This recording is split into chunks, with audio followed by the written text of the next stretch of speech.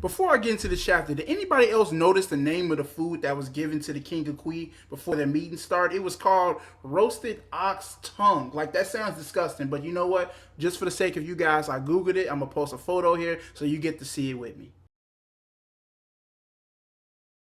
Okay, I mean, actually, it looks really good, so never mind.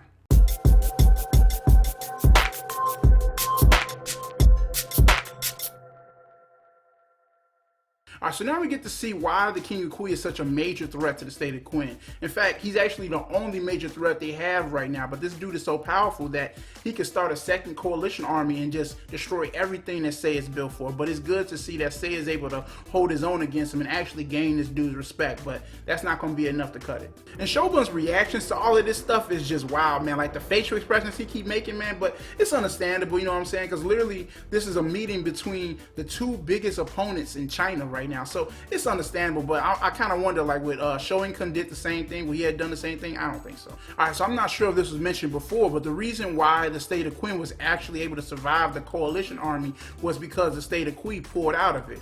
So that kind of shows you the power that the state of Kui has over the other 6 states. But it's kind of ironic, like the King of Kui said himself, that the person that they chose to save is the same person who's going out of their way to destroy all the other warring states in China to unify them all. And while that might sound like a wonderful dream in you know, an imagination world, in reality, that's a lot of bloodshed, that's a lot of lineages being burned apart, and that includes his as well. He said a world where the 6 warring states are fighting like dogs over the scraps of the lands that the state of QIN would have lost if they would have lost a coalition army. He didn't want to live in a world like that. But now that he knows about the true goal of the state of QIN, because Haitaku told him, snitch, because he told him that's actually an even worse world that he would want to live in. So now he's kind of contemplating whether or not he wants to start another coalition army. But when he found out that the reason why he wanted to do this was so there'd be no more wars and no more fighting, that's why he gave it a chance and said, okay, I want to meet this person because I want to know your answer. If you're willing to destroy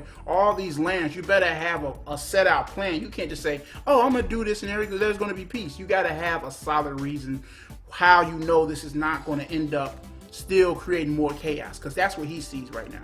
And Shogun's really shocked because this is the type of question that you kind of need time to think about and prepare, but clearly Sei has already thought about this, because right after that he says, just calm down, I got an answer for you, and everybody's shocked. So I'm really excited to see what he's going to say. Now, I do have my own ideas of what I think he's going to say as well, and I'll explain that right now. So what I believe Sei is going to say to him is probably kind of along the lines of, even though I'm going to be taking over their lands, I'm still going to allow them to be able to practice whatever beliefs they want, build their own cultures. They don't have to specifically like follow what the state of QIN does. Kind of like, you know, like America, we talk about equality, like you have the freedom to do whatever you want. I think that's kind of the lines of what he's going to say, that yes, we are going to take over your lands, but we're not going to like torture you and force you to be like QIN all day, squad. We're not going to force you to do that. We're going to let you be able to do whatever you want. But this is kind of like he said, there's not going to be no more fighting, no more war. So I think that's a very understandable thing. But let me know what you think he's going to say. And also at the same time, if his answer isn't good enough, QIN is over with.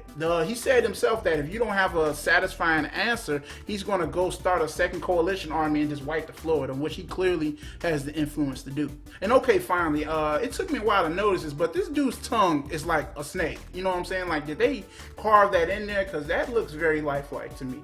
I feel the pacing was good for this chapter. I really wasn't upset that they left it on a cliffhanger. They actually tend to do that a lot, but they do such a good job of intensifying the moments. Like, I'm just completely fine with that. So I get this chapter a 9 out of 10 for what it was. It was really great to me. So I got 3 questions for you guys. My first one is, what do you think Sei's answer is going to be? I gave you guys my thoughts on what I think is going to be, but I love your thoughts as well.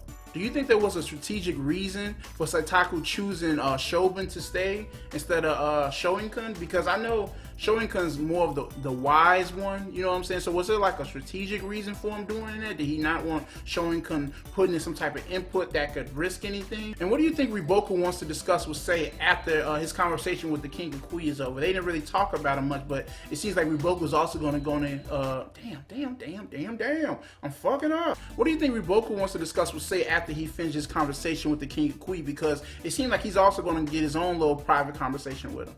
All right, that's all I got for this video, man. Make sure you like, comment, subscribe, man. It really helps my channel grow. I try to reply to all y'all comments, man. I appreciate it. So, yeah, man, I guess that's it. This your boy Tehondi. I'll talk to you later.